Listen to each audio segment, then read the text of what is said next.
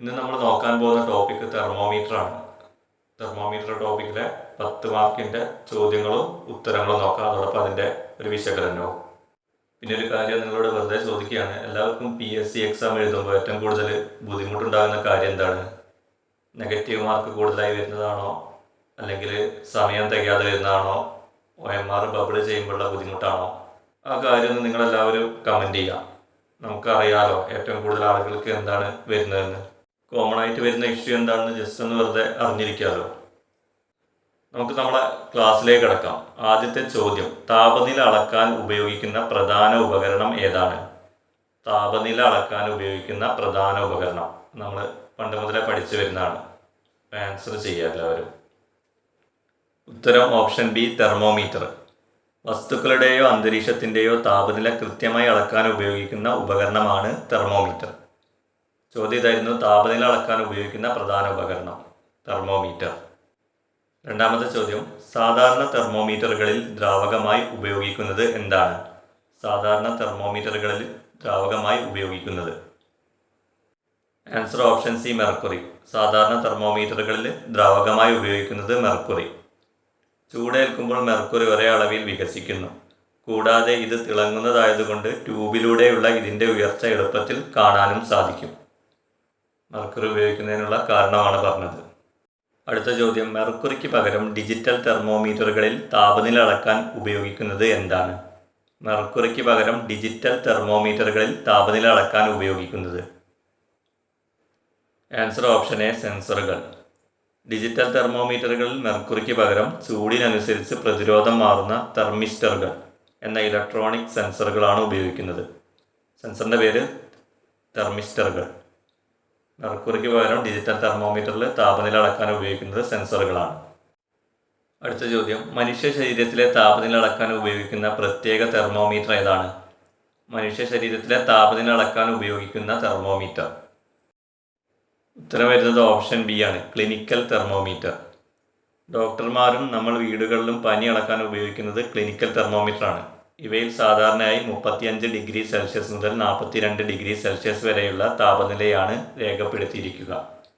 മനുഷ്യ ശരീരത്തിലെ താപനില അളക്കാൻ ഉപയോഗിക്കുന്ന പ്രത്യേക തെർമോമീറ്ററുകൾക്ക് പറയുന്ന പേരാണ് ക്ലിനിക്കൽ തെർമോമീറ്റർ. അടുത്തത് അഞ്ചാമത്തെ ചോദ്യമാണ്, ഒരു ആരോഗ്യവാനായ മനുഷ്യൻ്റെ സാധാരണ ശരീര താപനില എത്രയാണ്? ഒരു ആരോഗ്യവാനായ മനുഷ്യൻ്റെ സാധാരണ ശരീര താപനില. Answer option C, 37 degree Celsius അല്ലെങ്കിൽ 98.6 ഡിഗ്രി ഫാരൻഹീറ്റ്. സെൽഷ്യസ് സ്കെയിലിൽ നോക്കുമ്പോൾ മനുഷ്യ ശരീരത്തിൻ്റെ സാധാരണ താപനില 37 ഡിഗ്രി സെൽഷ്യസ് ആണ്. അത് ഫാരൻഹീറ്റ് സ്കെയിലാണെങ്കിൽ 98.6 ഡിഗ്രി ഫാരൻഹീറ്റുമാണ്.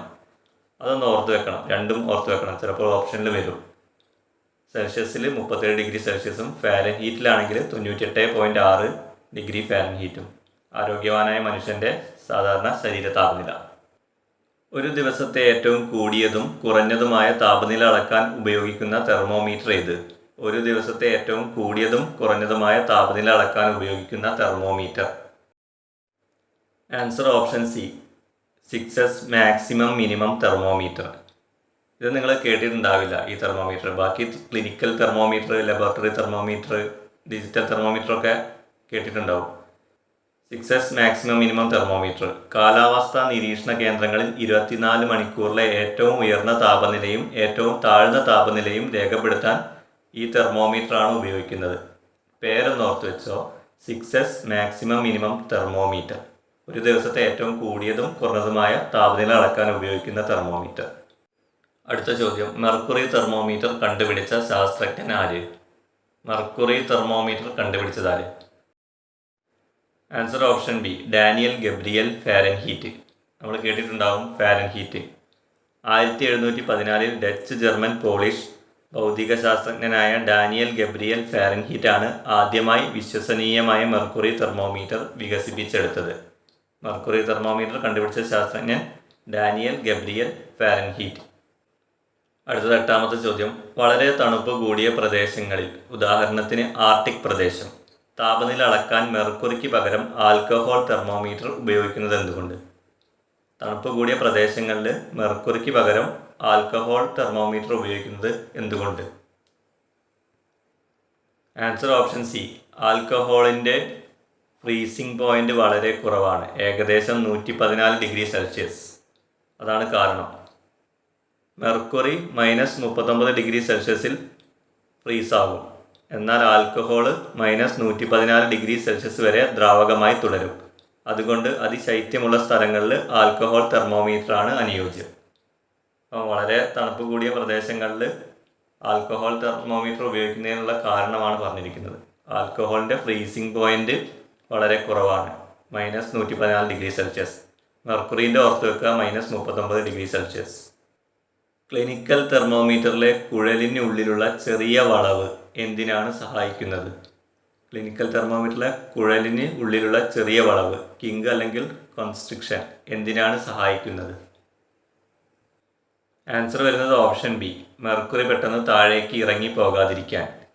രോഗിയുടെ ശരീരത്തിൽ നിന്ന് തെർമോമീറ്റർ മാറ്റിയ ശേഷവും താപനില കൃത്യമായി വായിച്ചെടുക്കാൻ ഈ വളവ് സഹായിക്കുന്നു. ഇത് മെർക്കുറി സ്വയം താഴേക്ക് ഇറങ്ങുന്നത് തടയുന്നു. അപ്പോൾ എന്താണ് ക്ലിനിക്കൽ തെർമോമീറ്ററിലെ കുഴലിനുള്ളിലുള്ള ചെറിയ വളവ്? അതെന്തിനാണ് സഹായിക്കുന്നത്? മെർക്കുറി പെട്ടെന്ന് താഴേക്ക് ഇറങ്ങി പോകാതിരിക്കാൻ. നമ്മളിനി ലാസ്റ്റ് ചോദ്യമാണ് നോക്കുന്നത്. ശരീരത്തിൽ തൊടാതെ തന്നെ താപനില അളക്കാൻ സഹായിക്കുന്ന തെർമോമീറ്റർ ഏതാണ്? ശരീരത്തിൽ തൊടാതെ തന്നെ താപനില അളക്കാൻ സഹായിക്കുന്ന തെർമോമീറ്റർ നമ്മൾ കൊറോണയുടെ ടൈമിലൊക്കെ കണ്ടതാണ്. അതേതാണ് വരുന്നത്? Answer option A, infrared thermometer. Covid കാലത്ത് വ്യാപകമായി കണ്ട തെർമൽ സ്കാനറുകൾ ഇൻഫ്രാറെഡ് തെർമോമീറ്ററുകളാണ്. ഇവ വസ്തുക്കളിൽ നിന്നോ ശരീരത്തിൽ നിന്നോ പുറപ്പെടുന്ന ഇൻഫ്രാറെഡ് കിരണങ്ങൾ അളന്നാണ് താപനില കണ്ടെത്തുന്നത്. ശരീരത്തിൽ തൊടാതെ തന്നെ താപനില അളക്കാൻ സഹായിക്കുന്ന ഒരു തെർമോമീറ്ററാണ് ഇൻഫ്രാറെഡ് തെർമോമീറ്റർ. ഇനി നമുക്ക് തെർമോമീറ്ററുമായിട്ട് ബന്ധപ്പെട്ട കുറച്ച് ഇമ്പോർട്ടൻ്റ് പോയിൻറ്റ്സുകൾ പഠിക്കാം. അത് ഇതിൻ്റെ ഒരു ഡെഫിനേഷൻ പറയുന്നത് വസ്തുക്കളുടെയോ ശരീരത്തിൻ്റെയോ അന്തരീക്ഷത്തിൻ്റെയോ താപനില കൃത്യമായി അളക്കാൻ ഉപയോഗിക്കുന്ന ഉപകരണമാണ് തെർമോമീറ്റർ. വസ്തുക്കളുടെയോ ശരീരത്തിൻ്റെയോ അന്തരീക്ഷത്തിൻ്റെയോ താപനില. ഇതിൻ്റെ പ്രവർത്തന തത്വം മിക്ക തെർമോമീറ്ററുകളും ചൂടേൽക്കുമ്പോൾ ദ്രാവകങ്ങൾ വികസിക്കുന്നു എന്ന തത്വത്തെ അടിസ്ഥാനമാക്കിയാണ് പ്രവർത്തിക്കുന്നത്. തെർമോമീറ്ററിലെ ദ്രാവകം ചൂടാകുമ്പോൾ വികസിക്കുകയും കുഴലിലൂടെ മുകളിലേക്ക് ഉയരുകയും ചെയ്യുന്നു. ദ്രാവകം ഏതാണെന്ന് നമ്മൾ കണ്ടതാണ്, മെർക്കുറി. അപ്പോൾ അതിൻ്റെ നിർവചനം പ്രവർത്തന തത്വം ഒന്ന് ഓർത്ത് വെക്കുക. ഇനി അതിൽ ഉപയോഗിക്കുന്ന ദ്രാവകങ്ങൾ മെർക്കുറി സാധാരണയായി ഉപയോഗിക്കുന്നു. ഇതിൻ്റെ തിളങ്ങുന്ന നിറവും ഒരേപോലെയുള്ള വികാസവും ഗ്ലാസിൽ ഒട്ടിപ്പിടിക്കാത്ത സ്വഭാവവും ഇതിനെ അനുയോജ്യമാക്കുന്നു. മെർക്കുറി എന്തുകൊണ്ടാണ് ഉപയോഗിക്കുന്നത് പറഞ്ഞത്? സാധാരണയായി ഉപയോഗിക്കുന്നത് മെർക്കുറിയാണ്. ഇതിൻ്റെ തിളങ്ങുന്ന നിറവും ഒരേപോലെയുള്ള വികാസവും ഗ്ലാസിൽ ഒട്ടിപ്പിടിക്കാതെയുള്ള സ്വഭാവവും ഇതിനെ അനുയോജ്യമാക്കുന്നു. പിന്നെ ഉപയോഗിക്കുന്നതാണ് ആൽക്കഹോൾ. അതിശൈത്യമുള്ള പ്രദേശങ്ങളിൽ ഉപയോഗിക്കുന്നു. മെർക്കുറി -39 ഡിഗ്രി സെൽഷ്യസിൽ ഫ്രീസാകും. എന്നാൽ ആൽക്കഹോളിൻ്റെ ഫ്രീസിംഗ് പോയിന്റ് വരുന്നത് -114 ഡിഗ്രി സെൽഷ്യസ് ആണ്. രണ്ട് ദ്രാവകങ്ങൾ ഓർത്ത് വെക്കുക, മെർക്കുറിയും ആൽക്കഹോളുമാണ് തെർമോമീറ്ററിൽ ഉപയോഗിക്കുന്നത്. ഇനി ഇതിൻ്റെ പ്രധാന ടെമ്പറേച്ചർ സ്കെയിലുകൾ നോക്കാം. താപനില അളക്കാൻ പ്രധാനമായും 3 സ്കെയിലുകളാണ് ഉപയോഗിക്കുന്നത്. ഒന്നാമത്തത് സെൽഷ്യസ് സ്കെയിൽ. ജലത്തിൻ്റെ ഉറയൽ നില 0 ഡിഗ്രി സെൽഷ്യസും തിളനില 100 ഡിഗ്രി സെൽഷ്യസുമായി കണക്കാക്കുന്നു. ഫാരൻഹീറ്റ് സ്കെയിൽ സാധാരണയായി ശരീര താപനില അളക്കാൻ ഉപയോഗിക്കുന്നു. കെൽവിൻ സ്കെയിൽ താപനിലയുടെ അന്താരാഷ്ട്ര മാനദണ്ഡം. SI യൂണിറ്റ് കെൽവിൻ സ്കെയിലാണ് ടെമ്പറേച്ചറിൻ്റെ. അപ്പോൾ 3 സ്കെയിലുകൾ: Celsius scale, Fahrenheit scale, Kelvin scale. ഇനി നോക്കാനുള്ളത് തെർമോമീറ്ററിൻ്റെ പ്രധാന ടൈപ്പുകളാണ്. ഒന്നാമത്തത് ക്ലിനിക്കൽ തെർമോമീറ്റർ. മനുഷ്യ ശരീരത്തിലെ താപനില അളക്കാൻ ഉപയോഗിക്കുന്നു. സാധാരണ പരിധി 35 ഡിഗ്രി സെൽഷ്യസ് മുതൽ 42 ഡിഗ്രി സെൽഷ്യസ് വരെയാണ്. ഇതിൽ മെർക്കുറി പെട്ടെന്ന് താഴേക്ക് ഇറങ്ങാതിരിക്കാൻ ഒരു ചെറിയ വളവ്, കിങ്ക്, അത് നമ്മൾ നേരത്തെ കണ്ടു, കിങ്ക് ഉണ്ടായിരിക്കും.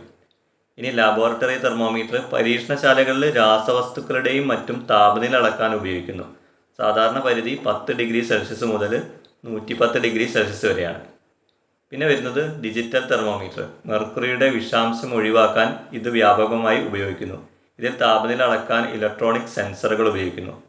ഡിജിറ്റൽ തെർമോമീറ്ററിൽ സെൻസറുകളാണ് ഉപയോഗിക്കുന്നത് താപനില അളക്കാൻ. പിന്നെ വരുന്നത് ഇൻഫ്രാറെഡ് തെർമോമീറ്റർ. ശരീരത്തിലോ വസ്തുക്കളിലോ തൊടാതെ തന്നെ അവ പുറപ്പെടുവിക്കുന്ന ഇൻഫ്രാറെഡ് രശ്മികൾ വഴി താപനില അളക്കുന്നു.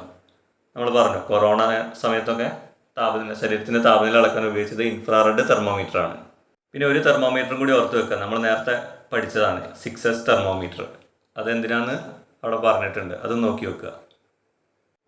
ഇനി നമുക്ക് ഇതുമായിട്ട് ബന്ധപ്പെട്ട 2 ഫാക്റ്റും കൂടി നോക്കാം. ഒരു ആരോഗ്യവാനായ മനുഷ്യൻ്റെ സാധാരണ ശരീര താപനില 37 ഡിഗ്രി സെൽഷ്യസ് അല്ലെങ്കിൽ 98.6 ഡിഗ്രി ഫാരൻഹീറ്റ് ആണ്.